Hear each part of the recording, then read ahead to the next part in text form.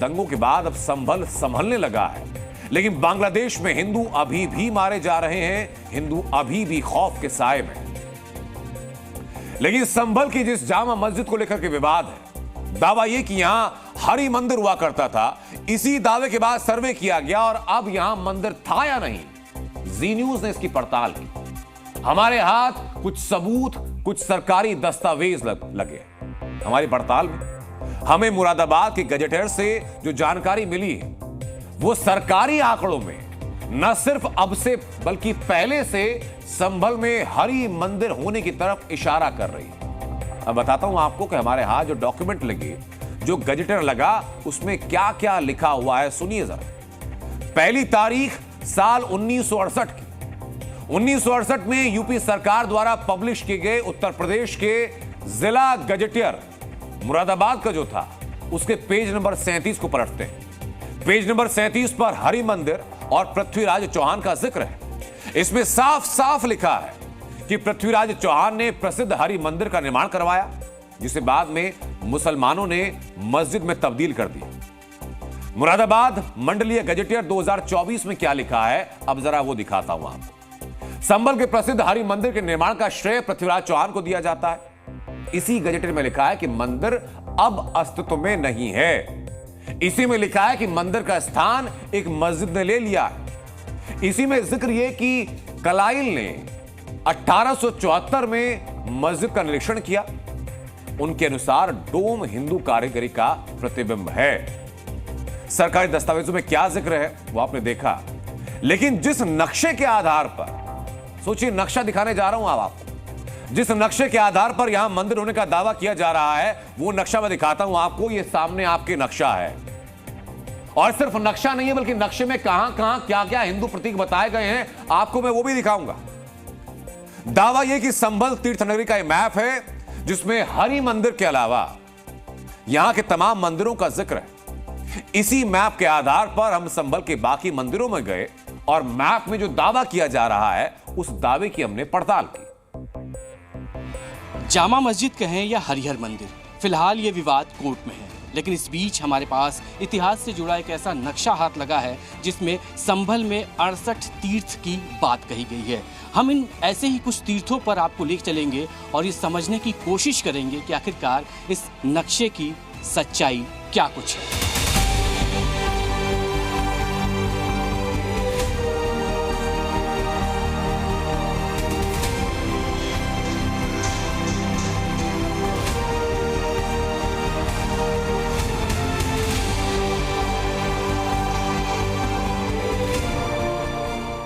तलाश के बाद आखिरकार हम उस स्थान पर पहुंच गए। मेरे पास जो तस्वीर आप देख रहे हैं, ये तालाब है और इसके अलावा चारों तरफ आपको मंदिर की आकृति की तस्वीरें यहाँ पर दिखाई देंगी। लेकिन हमें ये बताया गया कि ये वही भागीरथी तीर्थ है जो नक्शे में दर्शाया गया है। एक नक्शा है, उसमें बताया गया है कि यहाँ पे कोई भागीरथी तीर्थ है। कहाँ पे है ये भागीरथी? ये यहीं पे ही है, राजशक्ति पे। राजशक्ति भोले का मंदिर और शिव का और ये भागीरथी।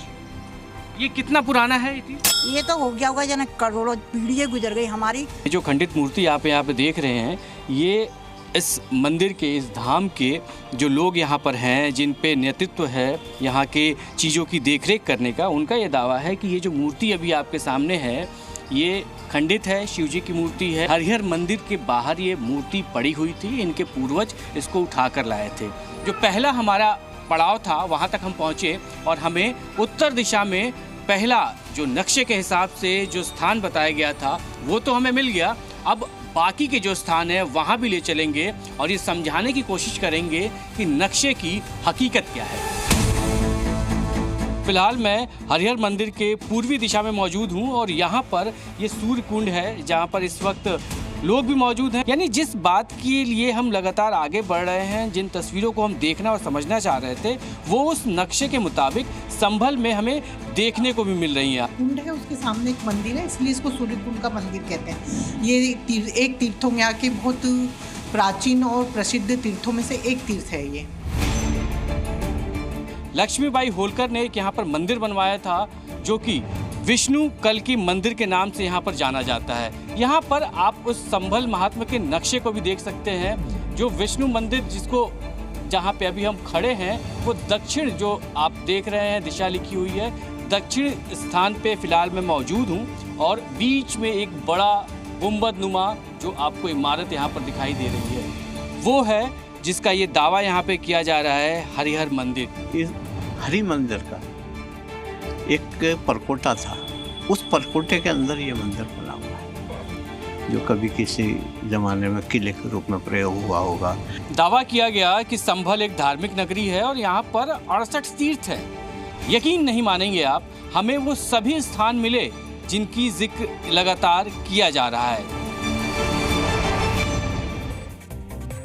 ये रिपोर्ट आपने देखी, संभल के प्राचीन मैप के आधार पर हरि मंदिर के सबूत आपने देखे, लेकिन कुछ लोग संभल तीर्थ के इस मैप को नकार रहे हैं। तो ऐसे लोगों के लिए अब मुगलों के दस्तावेज का रेफरेंस हम देने जा रहे हैं। वो रेफरेंस अगर आप देखिए, पहला रेफरेंस बाबरनामा पेज नंबर 687, उसमें क्या लिखा है? संभल में मंदिर को मस्जिद में बदला, बाबर के आदेश पर मस्जिद में बदला गया, बाबर के सेवक मीर बेग ने इसको बदला। मस्जिद में आज भी एक शिलालेख है, ये कहीं और नहीं बल्कि बाबरनामा में लिखा हुआ है। अब एक और डॉक्यूमेंट में दिखाता हूं आपको। ये डॉक्यूमेंट है आईने अकबरी का, जिसका पेज नंबर 281, और सुविधा के लिए हमने इसको हाईलाइट कर दिया। संभल में हरि मंडल नाम का एक मंदिर है, ये आईने अकबरी में है। विष्णु का मंदिर एक ब्राह्मण का है, यहां भगवान कल्कि का जन्म होगा। ये जगह जमाल का विश्राम स्थल। ये दो हिस्टोरिकल डॉक्यूमेंट हैं जो गवाही दे रहे हैं अपने आप। संभल में जामा मस्जिद की जगह हरि मंदिर के तमाम सबूत इतिहास के पन्नों में। अब देखना सिर्फ यह है कि अदालती फैसलों से निष्कर्ष क्या निकलता है, रिजल्ट क्या आता है। संभल में जामा मस्जिद है या मंदिर है, उस सर्वे रिपोर्ट से साफ हो जाएगा जिस सर्वे को लेकर संभल में दंगे हुए थे, और जो सर्वे रिपोर्ट आज निचली अदालत में पेश होनी थी लेकिन हो नहीं पाई। लेकिन अब इस केस में सुप्रीम कोर्ट की एंट्री हो चुकी। दरअसल शाही जामा मस्जिद कमेटी ने सुप्रीम कोर्ट में याचिका दाखिल की कि इस सर्वे पर तुरंत रोक लगाई जाए। इस पर सुनवाई हुई और सुप्रीम कोर्ट ने फैसला भी कर दिया। सुप्रीम कोर्ट ने निचली अदालत पर किसी भी तरह की कार्रवाई पर रोक लगा दी। ये देखिए आप, सुप्रीम कोर्ट में क्या क्या कहा गया। निचली अदालत कोई कार्रवाई नहीं करेगी, सुप्रीम कोर्ट ने कहा, यानी निचली अदालत अब इस केस को सुनेगी नहीं। सुप्रीम कोर्ट ने आदेश दिया कि मुस्लिम पक्ष इस विवाद को लेकर हाई कोर्ट में याचिका लगाए, यानी अब मस्जिद विवाद के केस में सुनवाई होने जाएगी हाई कोर्ट के अंदर। सुप्रीम कोर्ट ने सर्वे कमिश्नर की रिपोर्ट को भी सील बंद लिफाफे में रखने का आदेश दिया, यानी सर्वे रिपोर्ट पब्लिक डोमेन में नहीं आएगी। सर्वे में अंदर क्या दिखा क्या नहीं दिखा ये अभी पब्लिक डोमेन में नहीं आएगी। लेकिन सुप्रीम कोर्ट के आदेश की 3 मुख्य बातें और हैं जो जाननी चाहिए आप, जिससे मुस्लिम पक्ष और हिंदू पक्ष क्या क्या कह रहे हैं। पहले वो दलील आप सुनिए। माननीय सर्वोच्च न्यायालय ने अच्छा फैसला दिया है कि निचली अदालत के आदेश पर कार्रवाई पर रोक लगा दी है, और हाई कोर्ट जाने के साथ साथ 6 जनवरी जो है अपनी डेट लगाई है। उसके साथ जो उसकी कॉपी है रिपोर्ट की सर्वे की, उसको सीलबंद लिफाफे में रखने को कहा गया है। साथ ही प्रशासन को हिदायत दी गई है कि किसी प्रकार से कोई। ये आपने दोनों पक्षों को सुना, लेकिन सुप्रीम कोर्ट के आदेश से मुस्लिम पक्ष भले ही अपनी जीत बताए, लेकिन सुप्रीम कोर्ट ने फैसला क्यों सुनाया, इसके पीछे की वजह समझनी जरूरी है। सुप्रीम कोर्ट ने अपने आदेश में क्या कहा? सुप्रीम कोर्ट ने आदेश में कहा है कि हम इस केस को इसलिए ले रहे हैं ताकि सौहार्द बना रहे, वैमनस्य ना हो। कोर्ट ने कहा कि मेरिट में नहीं जा रहे हैं, हम चाहते हैं कि वहां कुछ हो, हम नहीं चाहते। हमें सुनिश्चित करना होगा कि कुछ भी अप्रिय वहां पर ना हो, कोई ऐसे दंगे वाली सिचुएशन वापस से ना बढ़के। यानी सुप्रीम कोर्ट द्वारा निचली अदालत में सुनवाई पर रोक लगाने का मतलब यह नहीं है कि संभल मस्जिद में सर्वे रिपोर्ट मान्य नहीं है। इसका मतलब यह भी नहीं है कि सर्वे रिपोर्ट के आधार पर कोर्ट कोई फैसला नहीं सुनाएगा, बल्कि सुप्रीम कोर्ट के फैसले का मतलब सिर्फ यह है कि इस केस को पहले हाई कोर्ट सुनेगा, उसके बाद हाई कोर्ट कहेगा तो निचली अदालत सर्वे रिपोर्ट पर अपना फैसला सुनाएगी। सामने आया मुस्लिम पर्सनल लॉ बोर्ड, जिसने संभल को मुद्दा बनाया और सुप्रीम कोर्ट से डिमांड कर दी और एक खत जारी कर दिया। खत आपके सामने है। इस खत में मुस्लिम पर्सनल लॉ बोर्ड ये मांग करता है कि किस किस्म के मामलों की सुनवाई किस स्तर के कोर्ट में होगी, ये मुस्लिम पर्सनल लॉ बोर्ड बता रहा है। इस खत में आखिर में लिखा गया कि अगर मुस्लिम पर्सनल लॉ बोर्ड की मांगे नहीं मानी गई तो देश में हालात विस्फोटक हो सकते हैं, और अगर हालात विस्फोटक हुए तो जिम्मेदारी सरकार की होगी, जिम्मेदारी सुप्रीम कोर्ट की होगी। खत में ऐसी भाषा लिखी गई है और उसी की वजह से सवाल उठ गया कि क्या मुस्लिम पर्सनल लॉ बोर्ड ये तय करेगा या ऐसा कोई भी संस्थान ये तय करेगा कि न्यायपालिका या कोर्ट कैसे काम करेंगे, और अगर कैसे नहीं करेंगे, क्या करेंगे, खत में लिखी भाषा यही तो बता रही है। इसका मतलब न्यायपालिका को छिपी हुई ये धमकी है जो दी जा रही है। तो ये तो गलत है। जितने भी न्यायालय हैं वो संविधान के आधार पर चलते हैं, उनको स्वतंत्र रखना चाहिए। इस तरह के लेटर जो है नहीं लिखे जाने चाहिए, ये गलत है। अगर उनको कोई भी प्रेयर करनी है तो बाकायदा सुप्रीम कोर्ट में कोई रिट दायर करके अपनी जो भी उनकी मांगे हैं वो रखनी चाहिए। कोर्ट को अगर सही लगेगा तो उस पर डिसीजन देगी।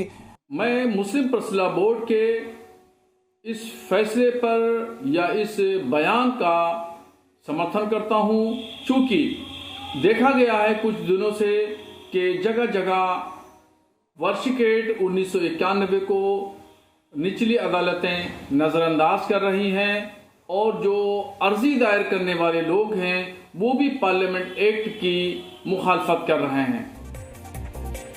मौलाना तौकीर रजा जैसे किरदारों की कोशिश थी कि जुम्मे के दिन संभल के संवेदनशील हिस्सों तक पहुंचे, लेकिन योगी सरकार ने इंतजाम ऐसे किए कि ना तो तौकीर रजा पहुंच पाए और ना ही कोई ऐसी घटना हो पाई जिसकी मंशा संभवतः तौकीर रजा पाले हुए थे।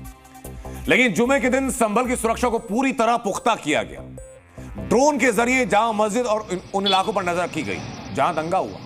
चप्पे चप्पे पर पुलिस बल तैनात थे, पुलिस के अधिकारी मौजूद रहे, हर गतिविधि को माइन्यूटली ऑब्जर्व किया जा रहा था और संभल की जामा मस्जिद पर इंतजाम थे। जुमे की नमाज को देखते हुए सीमित संख्या में लोगों को मस्जिद के अंदर आने की परमिशन थी। लेकिन संभल में योगी सरकार ने हालात को काबू में रखा। लेकिन जिन लोगों की दंगों में मौत हुई, जो पुलिस वाले हिंसा का शिकार हुए, उनके लिए आवाज लगातार उठ रही है। इन आवाजों को उठाने वाले मुसलमान भी हैं जो एक कह रही हैं कि संभल को जो जख्म मिले उनके पीछे सिर्फ और सिर्फ वैसे मौलाना और वो नेता हैं जिन्होंने मस्जिद के नाम पर लोगों को भड़काया और अपने बयानों से यहां दंगा करवाया।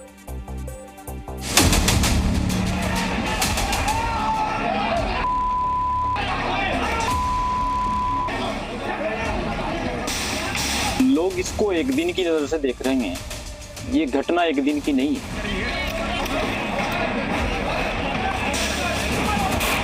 नौजवानों को धर्म के नाम पर भड़काया जा रहा है।